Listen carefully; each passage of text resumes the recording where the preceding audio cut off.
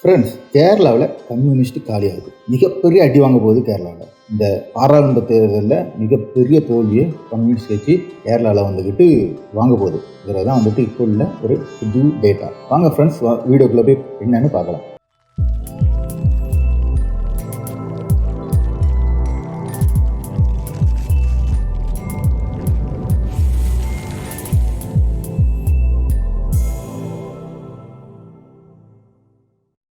Hi friends, welcome back to SJ Tamil Nadu செய்திகள் and நான் உங்கள் எஸ்ஜே.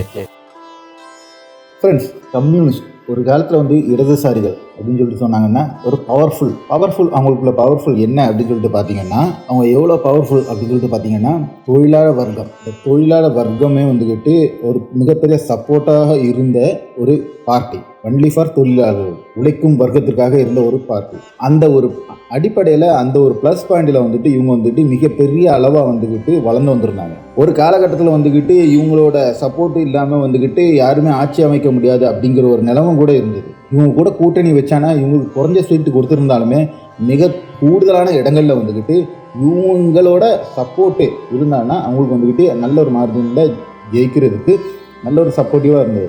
யாருமே ஜெயலலிதாவே பார்த்தீங்கன்னா நீங்கள் வந்துக்கிட்டு எம்ஜிஆர் மரணத்துக்கு பிறகு வந்துக்கிட்டு சேவலை வச்சுட்டு போகும்போது கம்யூனிஸ்ட் சப்போர்ட்டோட தான் அவங்க வந்துக்கிட்டு வந்தாங்க. இப்படி யாருனாலும் சரி அவங்க வந்துக்கிட்டு ஒரு கட்சியை தொடங்குறாங்கனாலும் சரி, அவங்களுக்கு வந்துக்கிட்டு ஒரு புதிய ஒரு இதுக்கு அடி எடுத்து வைக்காங்கன்னா நிச்சயமாக அது கம்யூனிஸ்டோட சப்போர்ட்டை வந்துக்கிட்டு அவங்க வாங்கியிருப்பாங்க. ஏன்னா கம்யூனிஸ்ட் இடதுசாரிகள் வந்துட்டு அவ்வளோ ஒரு சப்போர்ட்டிவாக இருக்கும். ஆனால் இந்த கம்யூனிஸ்ட்டுங்கிறது வந்துக்கிட்டு இந்தியாவில் கடந்த சில ஆண்டுகளை வந்துக்கிட்டு வலுவாக இருந்தது எங்கெல்லாம் அப்படின்னு சொல்லிட்டு பார்த்தீங்கன்னா, மேற்கு வங்காளம், திரிபுரா, கேரளா. இப்போ மேற்கு வங்காளம் வந்துக்கிட்டு டோட்டலாக காலி பண்ணிட்டாப்ல.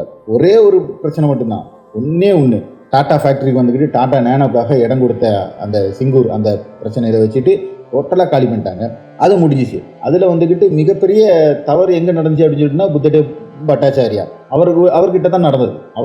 அவரை நம்பி அங்கே எல்லாருமே இருந்த காரணத்தினால அந்த மாநிலமே டோட்டலாக வந்துட்டு கம்யூனிஸ்ட் வந்துக்கிட்டு மாறி நிறைய பேர் வந்து பிஜேபி போயிட்டாங்க. அந்த லெவலில் திரிபுரா டோட்டலாக வந்து பிஜேபி வந்து விலைக்கு வாங்கிட்டாங்க. அதை அந்த லெவலில் அதுவும் மாறி போச்சு.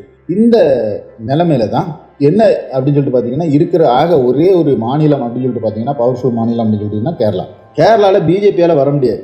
இருந்தாலும் கம்யூனிஸ்ட் வந்துக்கிட்டு தேஞ்சு அழிஞ்சிட்டு இருக்கு. இதுக்கு காரணம் என்ன அப்படின்னு சொல்லிட்டு பார்த்தீங்கன்னா, ரொம்ப சிம்பிள். பினராயி விஜயனை சுற்றி தான் கம்யூனிஸ்ட் அங்கே இருக்குது. பினராயி விஜயன் என்ன முடிவு பண்ணுறாரோ அதுதான். இதுக்கு முன்னாடி வந்துக்கிட்டு நல்ல ஒரு தலைவர் இருந்தாப்புல, விஎஸ் அச்சுதானந்தன் சொல்லிட்டு.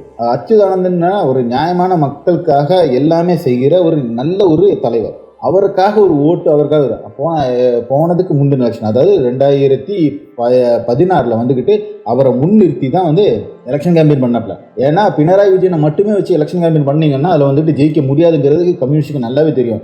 அதனால் விஎஸ் அச்சுதானனை வச்சு நடத்திட்டு லாஸ்ட்டு விஎஸ் அச்சுதானன் வந்துக்கிட்டு சிஎம் ஆக்காமல் அவருக்கு வந்துக்கிட்டு ஒரு போஸ்டிங், ஒரு கேபினெட் அந்தஸ்தோடு கூட்டிகிட்டு, மந்திரி கூட கிடையாது, கேபினெட் அந்தஸ்தோடு கூட்டிகிட்டு ஒரு போஸ்டிங் கொடுத்தாப்புல. அவர் வந்துக்கிட்டு என்னென்னா ஆட்சி செய்கிற அவங்களுக்கு வந்துக்கிட்டு ஐடியா கொடுக்கணும்னா அந்த பிளானிங் அந்த இதுக்கு வந்து கொடுக்கணும். அதை வந்துக்கிட்டு அந்த அரசு வந்து செய்யணும். ஆனால் அரசு ஏதாவது ஒன்று பினராயி விஜயனோட அரசு எடுத்துச்சான்னு சொல்லிச்சோன்னா இவரோட ஐடியா ஒன்றுமே வந்துட்டு, இவரோட பரிந்துரை ஒன்றையுமே வந்துக்கிட்டு அவங்க எடுக்கவே இல்லை. வெறுமான 5 வருஷம் சம்பளம் மட்டும் கொடுத்து கேபினெட் அந்தஸ்தில் வந்துக்கிட்டு அவருக்கு ஒரு காரும் அவருக்கு ஆஃபீஸுக்கு ஆளும் வச்சுக்கிட்டு அவரை வந்துட்டு டம்மி ஆக்கி டோட்டலாக காலி பண்ணிட்டாங்க. அதுக்கப்புறம் வந்துட்டு ஃபுல்லாக பினராயி விஜயனோட டாமினன்ஸ். மேலே வந்துக்கிட்டு சீதாராம் யெச்சூரி தான் வந்துக்கிட்டு தலைவராக இருந்தாலும் சீதாராம் யெச்சூரியோட வார்த்தைக்கு எந்த விதமான விலையுமே கிடையாது. இப்படியாப்பட்ட காலகட்டம். ஒரு காலத்தில் வந்துக்கிட்டு கம்யூனிஸ்ட் அப்படின்னு சொல்லிட்டு பார்த்தீங்கன்னா வந்துக்கிட்டு ஒரு டீயும் ஒரு வடையும் வச்சுக்கிட்டு மீட்டிங் நடத்தி வந்துக்கிட்டு ஒவ்வொரு செயல்களும் செய்து அவ்வளோத்துக்கும் ரோட்டில் இறங்கி வேலை பார்த்த ஒரு கட்சி. ஆனால் இன்றைக்கி வந்துக்கிட்டு அப்படியாப்பட்ட இதில் லெவலில் ஏன் இருக்க மாட்டீங்க அப்படின்னு சொல்லிட்டு கேட்கும்போது அதெல்லாம் நடக்காது அப்படிங்கிறாங்க. ஒரு டீயும் ஒரு வடை வச்சுட்டுலாம் கட்சி நடத்த முடியாது. அந்த அளவுக்கு வந்துக்கிட்டு அவங்க சொல்கிறாங்க. ஏன்னா அவங்க வந்து ஏழ்மையில கிடையாது, ஏழ்மை மக்களுக்காக கிடையாது, இப்போ வந்துக்கிட்டு பெரிய அளவுக்கு பணக்காரங்களுக்காக மாறிட்டு இருக்காங்கிறது தான் உண்மை. இதில் வந்துட்டு பினராயி விஜயன் மேலே வந்துட்டு ஏகப்பட்ட ஊழல் வழக்குகளும் ஏகப்பட்ட பிரச்சனைகள் இருக்குது. அவர் மகன் மேலே அப்படின்னு சொல்லிட்டு மருமகன் இப்போ வந்துக்கிட்டு ரியாஸ் மந்திரியாக இருக்காப்புல அவர் மேலே அப்படின்னு சொல்லிட்டு ஏகப்பட்ட இந்த ஃபயர் பேக் இருந்தாலும் சீதாராம் யெச்சூரியோ இல்லாட்டி அதுக்கு மேலே உள்ளவங்களோ வந்துக்கிட்டு பினராயி விஜயனை கேள்வி கேட்குற அளவுக்கு முடியல. ஏன்னா இவர் அடிக்கிற கொள்ளையில் ஒரு பெரிய அமௌண்ட் வந்துக்கிட்டு மேலேயும் கொடுக்குறாப்ல. அதனால் கட்சி வளர்ந்துட்டு இருக்கிறதே வந்துக்கிட்டு இவர் கொடுக்குற கொள்ளடிச்சு கொடுக்குற நிதியால் அப்படிங்கிறதுனால இவரை வந்து கேள்வி கேட்க முடியாத நிலைமையில இருக்கும்போது இந்த தடவை என்னென்னா ஆட்சிங்கிறது படு மோசமான. ஏன்னா இதுக்கு முன்னாடி ஒரு ஆட்சி 5 வருஷம் காங்கிரஸ், 5 வருஷம் கம்யூனிஸ்ட். இவன் என்ன செய்வானா, கஜானால காசு இல்லைன்னா அவன் மேலே 10 பழிக்கு போட்டு போயிடுவான். ஆனால் இந்த தடவை இவனுக்கு கஜானா காசு இல்லை, அரசு ஊழியருக்கு சரியான சம்பளம் கொடுக்க முடியல, ஏகப்பட்ட பிரச்சனையாக வந்துக்கிட்டு ஃபேஸ் பண்ணிட்டு இருக்கும்போது பழைய ஆட்சி மேலே பழியும் சொல்ல முடியாது. ஏன்னா அதுக்கு முந்தின 5 வருஷமும் இவன் தான் ஆண்டுட்டு தான். இது கண்டினியூஸாக 2வது ஆச்சு பினராயி விஜயனுக்கு. அது வந்துக்கிட்டு இப்போ நல்ல ஃபயர் பேக் ஆகிருக்கு. ஏற்கனவே வந்துட்டு போன தடவை வந்துட்டு 19 சீட்டு ஜெயிச்சாப்பில், ஒரே ஒரு சீட்டு ஆலப்புழாங்கிற ஒரே ஒரு சீட்டு மட்டும்தான் வந்துட்டு கம்யூனிஸ்ட் ஜெயிச்சாப்பில். பாக்கி 19 சீட்டு காங்கிரஸ் அடிச்சுட்டு போனாப்புல. காரணம் என்னென்னா ஒரே ஒரு ரீசன் தான், அடுத்த பிஎம் வந்துக்கிட்டு ராகுல் காந்தி அப்படிங்கிற ஒரு நினைப்பு வந்துக்கிட்டு கேரளா மக்கள் மத்தியில் நல்லாவே இருந்துச்சு. அந்த ஒரு இதில் எல்லா ஓட்டுமே வந்துட்டு அவருக்கு நல்ல ஒரு லீடிங்கில் வயநாட்டில் வேறு இருந்தாரா. ஸோ நல்ல லீடிங்கில் டோட்டல் கேரளாவே காலி பண்ணிட்டாங்க. இது இவங்களுக்கு ஏற்கனவே பயம். இவங்க திரும்ப இந்த தடவை வந்து சொல்லியிருந்தாப்புல, இந்த ராகுல் காந்தி வந்துக்கிட்டு வயநாட்டில் நிற்கக்கூடாது அப்படிங்கிறதுக்கு இவனெல்லாம் எவ்வளவோ பேசி பார்த்தாப்புல. இவனை காங்கிரஸ் சொல்லிட்டு போயா அவங்க வேலையை பார்த்துட்டு அப்படின்ட்டாப்ல. அப்படின்னு சொல்லிட்டு தான் வயநாட்டு இந்த தடவை இருந்தாப்புல. இப்போ இந்த தடவை என்ன அப்படின்னு சொல்லிட்டேன்னா, போன தடவை 19, நான் இந்த தடவை அந்த 20 சேர்த்து டோட்டலாக காங்கிரஸ் அடிச்சுட்டு போயிடும். இது முதல் காரணம் வேறு ஒன்றுமே கிடையாது, பினராயி விஜயன் தான். பினராயி விஜயனோட அதே மோடியோட சேம் ஃபார்முலா, டிக்டேட்டர்ஷிப் அப்படியே கொண்டு வர்றாப்புல. கட்சியில் தன்னை யாரும் கேள்விக்கக்கூடாது, ஊரில் எவனும் கேள்விக்கக்கூடாது, நான் செய்கிறதுக்கு சரி, அதை தான் நீங்கள் மக்கள் ஏற்றுக்கணும். ஏன்னா இங்கே முட்டா மக்களா கேரளாவில் இருக்கவங்க எல்லாம் படித்தாங்க. அவன் நீட்டை தூக்கி போட்டு இந்த தடவை வச்சு ஓரமாக வச்சுட்டு ஓங்கி குத்திருக்காப்புல. சில இதே வந்து சொல்லிட்டு இருக்க 15க்கு 5 அப்படின்னு சொல்லியிருக்காப்புல. சத்தியமாக கிடையாது.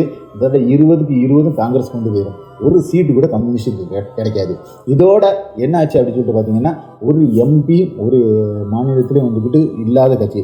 இப்போ இந்த ஒரு மாநிலம் மட்டும் கேரளா மட்டும் தான் ஆட்சியில் இருக்குது. இது வந்துட்டு 2026 முடிஞ்சிச்சு. அதுலேயும் டோட்டலாக பிள்ளையார் சொல்லி போட்டு க்ளோஸ் பண்ணி முடிச்சிருக்காப்புல. டோட்டல் காலி, கம்யூனிஸ்ட் டோட்டல் காலி. இனி வந்துட்டு காங்கிரஸும் இவனை அடி போடாமல் உட்காந்துருந்தாங்கன்னா இவனை வந்துக்கிட்டு யூஸ் பண்ணலாம். இல்லை இவனை அடி போட்டுக்கிட்டு அங்கே கோஷ்டி சண்டையை போட்டுட்டு இருந்தாங்கன்னா 5 வருஷம் ஆட்சி வச்சுருந்த பிறகு அடுத்து இது வந்துட்டு நீட்டாக பிஜேபி வர்றதுக்கு நிறையவே சான்சஸ் இருக்குது. ஏன்னா இதுக்கு வந்து காரணம் வந்துக்கிட்டு 2 மெயின் ரீசன் தான். ஒன்று வந்து பினராயி விஜயன். அந்த பினராயி விஜயன் ஏற்கனவே பார்ஷியலி சப்போர்ட்டட் ஃபார் பிஜேபி அப்படின்னு பார்க்கல. பிஜேபிக்கு இதில் ஏன் எதுக்கு சொல்ல போனான்னா, எலெக்ஷனுக்கு முந்தின 2 நாளுக்கு முந்தின நாள் வந்துக்கிட்டு என்ன அப்படின்னு சொல்கிறாப்புலன்னா, அங்கே முக்கியமான இபி ஜெயராஜ் சொல்லிட்டு ஒரு மினிஸ்டர் இருக்காப்புல. மினிஸ்டர்னு சொல்ல முடியாது, அவர் வந்துக்கிட்டு எல்டிஎஃப் கோஆர்டினேட்டர் அப்படிவாங்க. லெஃப்ட்டுக்குள்ளே அந்த கூட்டணியோட கோஆர்டினேட்டர், அவர் தான் தலைவர், அந்த கூட்டணிக்குள்ளே தலைவர். அந்த கூட்டணி கட்சியை எல்லாரும் ஒருங்கிணைந்து சேர்ந்த இவர் வந்துக்கிட்டு என்ன செஞ்சிருக்காருன்னா, பிஜேபியோட முக்கியமான ஒரு ஆள் கூட வந்துக்கிட்டு பேச்சுவார்த்தை நடத்தியிருக்காப்ப. இந்த பேச்சுவார்த்தை நடத்தினது என்ன சொல்லிட்டாப்லன்னா, பிஜேபி டப்புன்னு பிரேக்கிங் நியூஸை போட்டு விட்டாப்ல. அவன் என்ன சொல்லிட்டாப்ப, இபி ஜெயராஜ் வந்துக்கிட்டு வர்ற மாதிரி இருந்து லாஸ்ட் நேரத்தில் பினராயி விஜயன் தான் வந்துக்கிட்டு இது பண்ணிட்டாப்ல அப்படிங்கால. அந்த பேச்சுவார்த்தை நடத்தினது வந்துக்கிட்டு யார், இவங்க சைடில் என்ன சொல்கிறாங்கன்னா, அது பினராயி விஜயனோட அறிவுறுத்தல் பேரில் அவருக்கு தெரிஞ்சு தான் அது நடந்ததுன்னும், பினராயி விஜயன் எனக்கு தெரியவே தெரியாதுன்னு அவங்க ஜாக்கிரதை இருக்கணும்னு சொல்லிட்டு கட்சியில் கூட வந்துக்கிட்டு அந்த இபி ஜெயராஜ் மேலே ஒரு நடவடிக்கையுமே எடுக்கல. அந்தளவுக்கு மிகப்பெரிய லெவலில் போயிடுச்சு. அவங்க ஒரு கூட்டணி பேசுகிறாங்கிறது 2 பேரும் ஒத்துக்கிட்டாங்க. பேச்சுவார்த்தை நடந்துச்சுன்னு சொல்லிட்டு. பேச்சுவார்த்தை நடந்ததுக்கு காரணம் என்னன்னு சொல்லிட்டு சொன்னாங்கன்னா, பினராயி விஜயன் மேலே கேஸ் எடுக்காமல் நாங்கள் வந்து இருக்கோம், அதுக்கு வந்துக்கிட்டு நீங்கள் என்ன செய்யணும் அப்படின்னு சொல்லிட்டு பார்த்தீங்கன்னா, திரிசூரும் அப்புறம் வந்துக்கிட்டு திருவனந்தபுரமும் வந்துக்கிட்டு நீங்கள் விட்டு தரணும். ஓவர் கேம்பெயினிங் வந்துக்கிட்டு பண்ணக்கூடாது. அங்கேருந்து நீங்கள் வந்துக்கிட்டு அந்த பூத் மெம்பர்ஸ்லாம் நீங்கள் வந்துக்கிட்டு கொலாப்ஸ் பண்ணணும் அப்படிங்கிற அளவுக்கு ஒரு பேச்சுவார்த்தை நடத்தினாப்ல. அதுதான் அவங்க இந்த 2 தொகுதி எங்களுக்கு வந்துட்டு கிடைக்கணும் அப்படிங்கிற மாதிரி பிஜேபி கேட்டாப்ல. அந்த ஒரு அண்டர் டீலிங் நடந்துட்டுருக்கு அப்படிங்கிற மாதிரி வந்துக்கிட்டு ஒரு பேச்சுவார்த்தை நடந்தது தான் வந்து வெளியில் வந்துச்சு. ஸோ இதோட கம்யூனிஸ்ட் கட்சி இங்கேருந்து போனால் நீட்டாக வந்துட்டு அடுத்து வந்துட்டு ஆப்ஷன் கிடையாது, பிஜேபி தான் வரணும், வேறு ஆப்ஷனே கிடையாது. அது இந்த ஆட்சியும் இந்த இதுலேருந்து போயிடுச்சுன்னா கம்யூனிஸ்ட் கட்சி ஆள்ற ஒரு மாநிலமும் கிடையாது, 0 அப்படிங்கிற அளவுக்கு வந்துக்கிட்டு கம்யூனிஸ்ட் கட்சி வந்துக்கிட்டு அது ஒரு தேசிய பார்ட்டி அப்படிங்கிறதே விட்டுட்டு இப்போ வந்துக்கிட்டு ஒரு மாநில பார்ட்டியாவோ, அந்த மாநிலம் கூட எந்த மாநிலத்துக்குள்ள பார்ட்டின்னு கூட சொல்ல முடியாத அளவுக்கு வந்துக்கிட்டு கம்யூனிஸ்ட் மாறும், கம்யூனிஸ்ட் சின்னமும் முடமும் அப்படிங்கிற மாதிரி தான் இப்போ வந்துக்கிட்டு கணக்கு வெளியில் வந்துட்டுருக்கு. பார்க்கலாம் ஃப்ரெண்ட்ஸ், இதே மாதிரி மோடியை பின்பற்றின யாருமே வந்து நல்லதாக இருந்தது கிடையாது, நாசமாக தான் போயிருக்காங்க. அந்த லெவலில் வந்துக்கிட்டு இப்போ வந்து கேரளாவில் இல்லை கம்யூனிஸ்ட்டு நாசமாக போயிட்டுருக்கு. ஓகே ஃப்ரெண்ட்ஸ், அடுத்த ஒரு நல்ல ஒரு வீடியோ உங்களை சந்திக்கும் வரை உங்களிடம் இருந்து விடைபெற்றுக் கொள்வது உங்கள் எஸ்ஜே.